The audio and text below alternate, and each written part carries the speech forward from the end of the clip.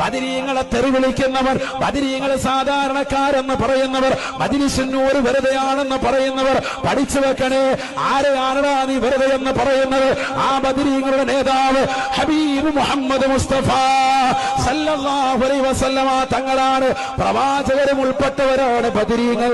അതുകൊണ്ടല്ലേ ബദറിൽ ബദരീങ്ങളുടെ പേര് പറയുമ്പോ ആദ്യമായി പേര് പറയുന്നത് അറബ് നാട്ടിലെ മാമലകൾ മുഴുവനും കനകക്കൊട്ടാരമായി തിരുശരീരത്തിലേക്ക് തരട്ടെ എന്ന് ജിബ്രീൽ അലൈഹിസ്സലാം വന്നുകൊണ്ട് ചോദിക്കുമ്പോ വേണ്ട എന്ന് പറഞ്ഞുകൊണ്ട് പരിത്യാഗത്തിന്റെ ആത്മീയ വലയത്തിലേക്ക് ഉൾവലിഞ്ഞ ലോകത്തിന്റെ ഒരേ ഒരു നേതാവ് ഹബീബ് മുഹമ്മദ് മുസ്തഫ സല്ലല്ലാഹു അലൈഹി വസല്ലമ തങ്ങളുടെ പേരാണ് ഒന്നാമതായി പറയുന്നത് എന്ന് നീ ചിന്തിക്കണേ.